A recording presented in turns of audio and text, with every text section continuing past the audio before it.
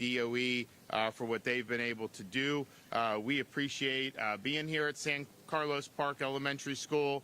As you know, Lee, Collier, Charlotte, Sarasota, DeSoto, and Hardy counties, they've all have kids in school.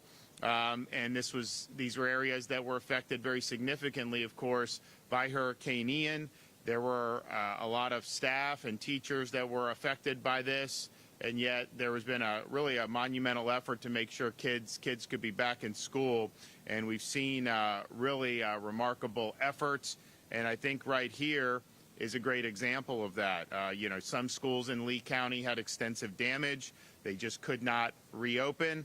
And so this school here shows how the community responds when you have those types of roadblocks. So San Carlos Park had space at the school to take on additional staff and students. So it is currently serving as the host school for students from Sanibel Elementary and Fort Myers Beach Elementary while their schools are being rebuilt.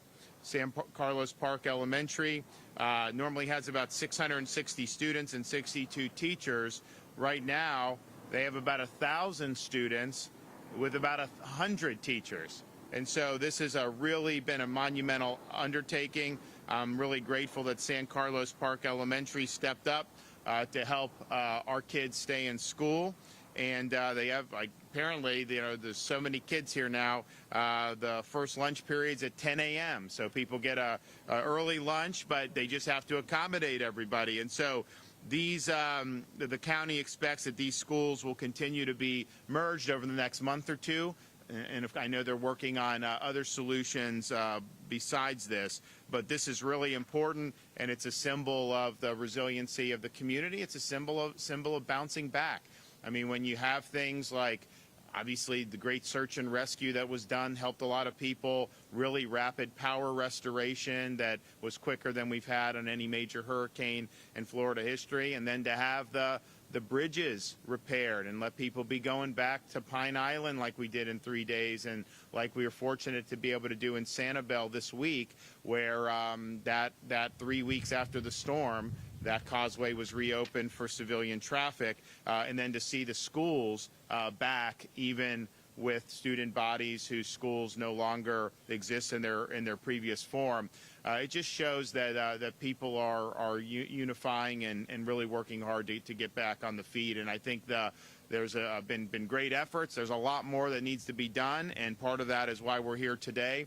But it will be done, and we'll make it happen. We'll all work together. We'll continue to do it. So and I was able to visit briefly with some of the faculty and staff of the Lee County schools who had been displaced because of Hurricane Ian. And I ran into teachers really within a few days of the storm that were already working to get the kids back in school.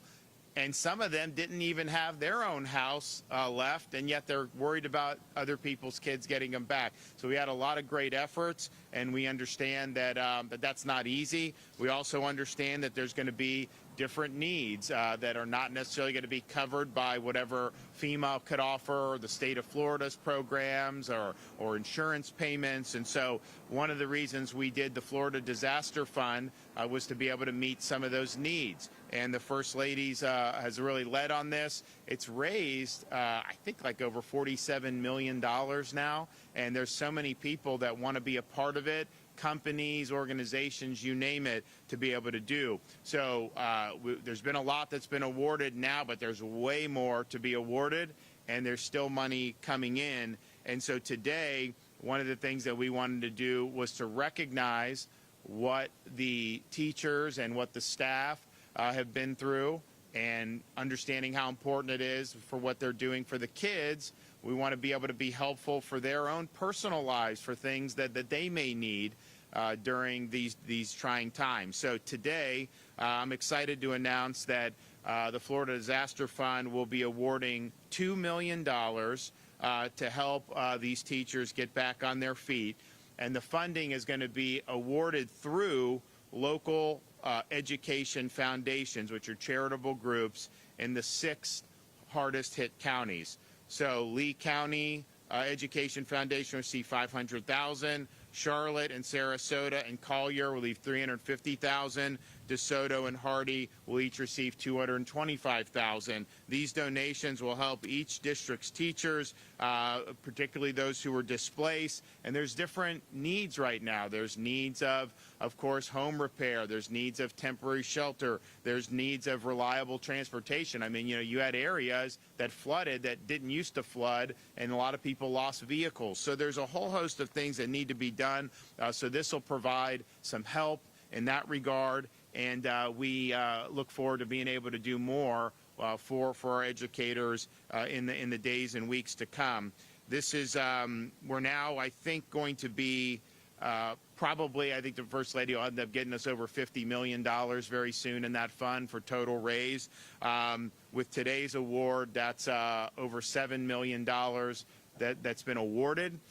First Lady is going to make some announcements of some additional awards, so it's been a rapid turnaround. Obviously, these have to be credible charities, and you got to vet to make sure the money's actually going where it is. But she's been working with different corporate partners who can help assist some of the things that we're doing with respect to rebuilding and a whole host of other things. And so all in all, I think that there's been a great effort. I think there's been a lot of great people working on this stuff, and we're happy to be able to do. We did something similar than we're doing today with the police and fire, because you had the same thing. You had them out there immediately doing search and rescue of people, but then their homes may have had significant damage. Some totally lost their homes. And so we did a $2 million award for the charitable arms of Fraternal Order Police, Sheriff's Association, PBA, and the Firefighters Association. And so we're now doing here with our teachers, and we think that this is something that's very, very important. So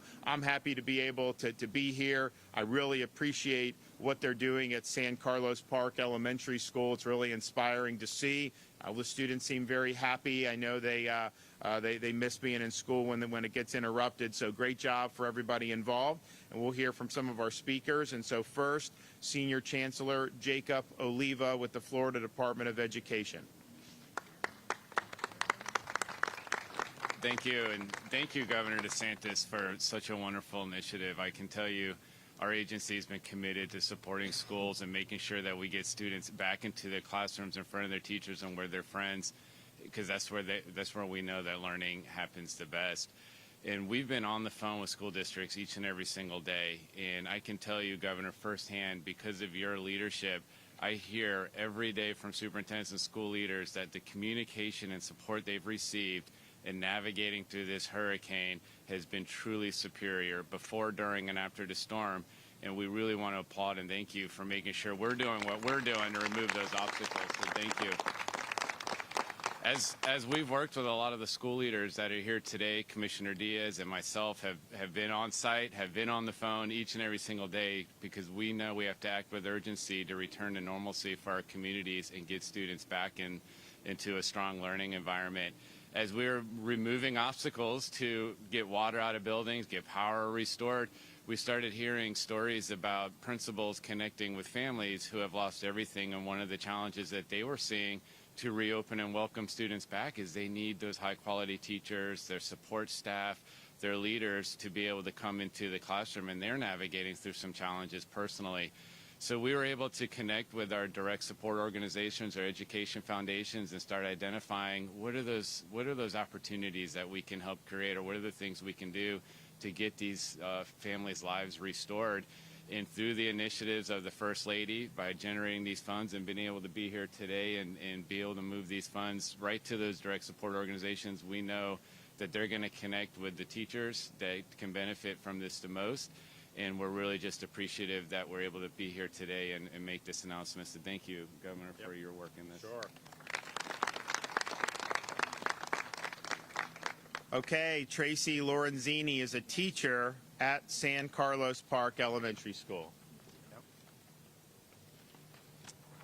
Hi, I was told to share my story. My name is Tracy Lorenzini. I'm a proud educator here at San Carlos Park Elementary in the school district of Lee County. My story is important to me, but by far it's not nearly as bad as some of the other stories of my colleagues. Many stories that I've heard, educators are impacted in many much more severe ways than I was. So I guess my story is somewhere in the middle of the scope of it. But I am sharing to give all educators a voice, as this hurricane has really caused a lot of hardships for our teachers, staff, and students alike. I moved to Cape Coral, Florida with my husband, who's also an educator here in Lee County, and we have 2 school-age children. The 4 of us attend 4 different schools here, and we bought our house here 6 years ago. We lived next door to my parents and across the street from my sister. My sister's son, my nephew, actually teaches here as well. So, you know, family is very important to us. And we had the chance to have our 3 houses close together, so it was really ideal. We woke up the morning of the storm to hear that it was going to directly hit us at Cape Coral as a Category 4, almost 5 hurricane. In our 3 households, there's 10 family members total. We had a decision to make. We wanted to be all together, of course, and I was fighting for all 10 of us to be in the same house, in my house, because it's the newest. My sister's house, however, has a 2nd floor, and we were worried about the storm surge, so we opted to move all 10 of us as the storm was beginning to go all into her house. The storm was scary. We were in a closet for hours. The house shook. We had the metal shutters blow off. A window broke. My 7-year-old daughter was truly traumatized, as I think we all were. The next morning, we walked across the street to see our house, which was missing shingles, and the roof's plywood was exposed.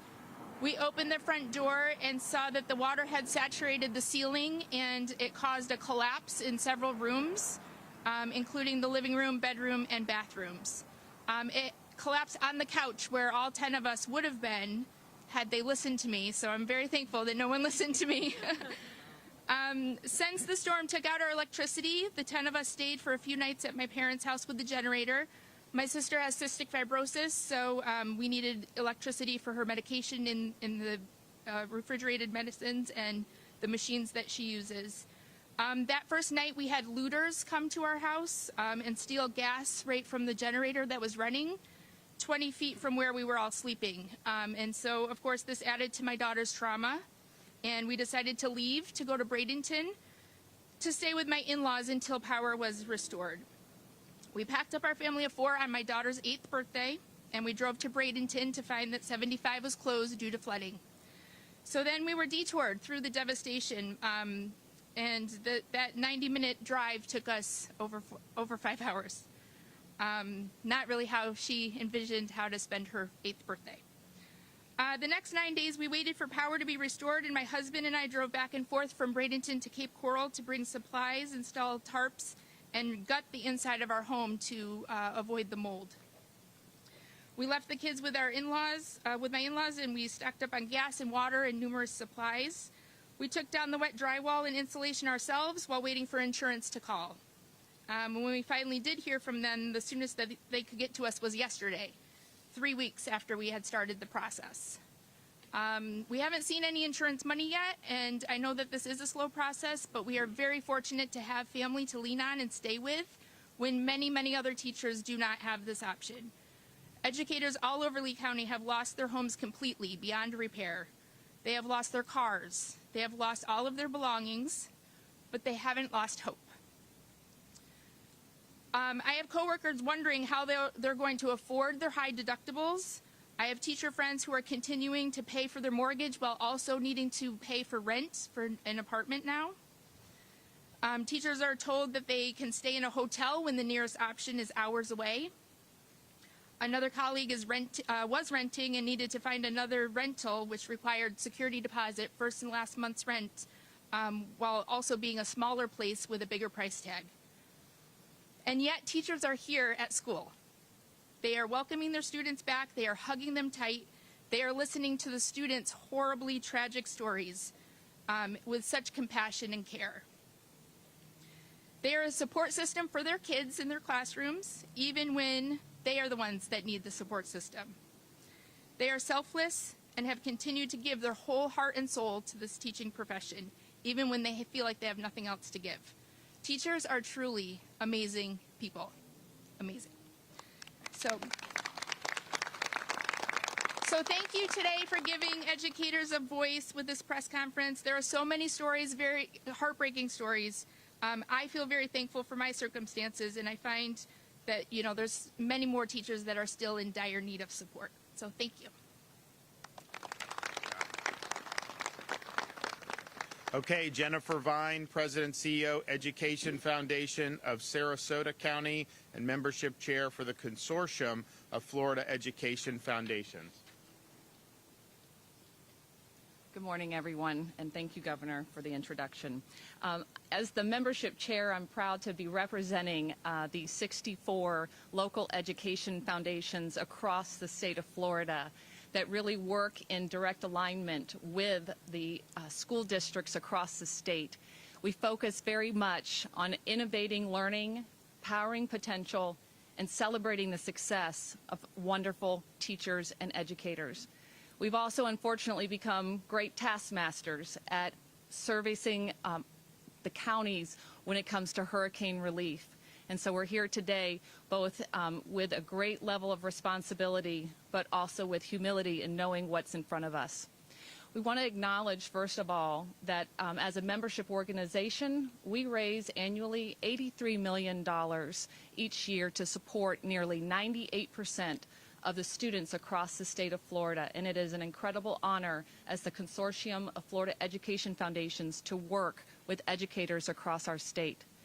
This moment today, though, we've also learned the paradoxical ability that storms have on us, and that is the ability to both cause great devastation, but also have the great capacity to unite our community.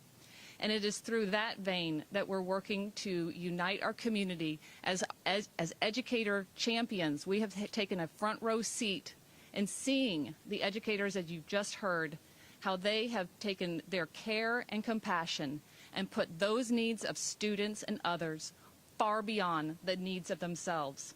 They have shown up, they've stood and delivered time and time again to care for and to educate our next generation of leaders. And so we are proud to be able to receive this incredible generosity from the governor's office and Lady DeSantis to support that effort. And so on behalf of the Consortium of Florida Education Foundations, we want to thank Governor DeSantis and Lady DeSantis for this great gift that, again, we know schools can be rebuilt, bridges can be replaced, cars will come again. But the capacity to restore hope, bringing the resiliency to educators back into the classroom to do what they do best, is priceless. And so from all of us, thank you, Governor and Lady DeSantis, for this incredible gift. Okay, thank you. Okay, we actually have the check, so if you guys want to come, Lee County. Okay. We'll do everyone line up. We'll do the Charlotte.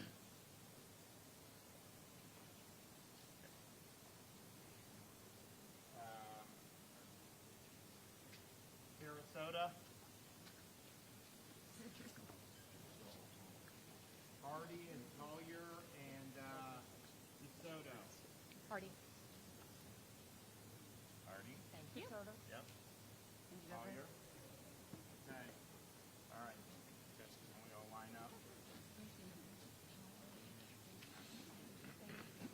Okay. I don't know. $2 million. Woo!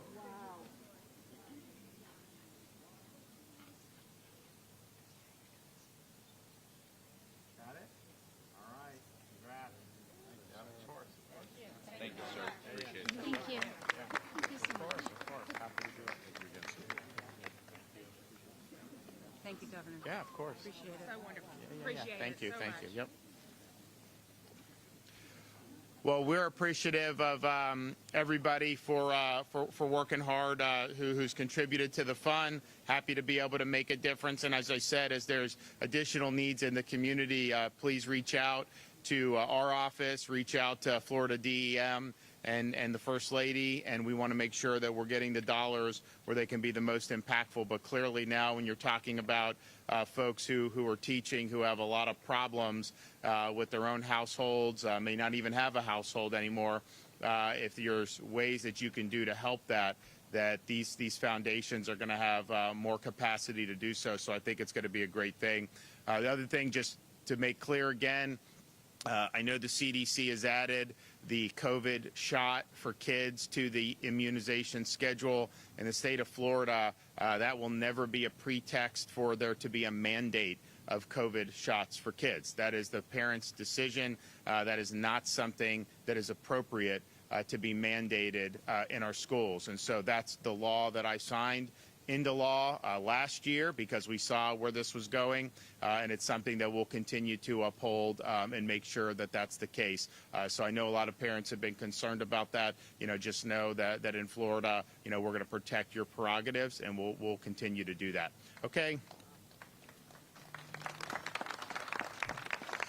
All right. Anybody have any questions? All right. We'll be back soon. We'll see you guys. Thank you. Yep. Thanks. Thank you. Yeah. Of course. Thank you. Oh, thanks.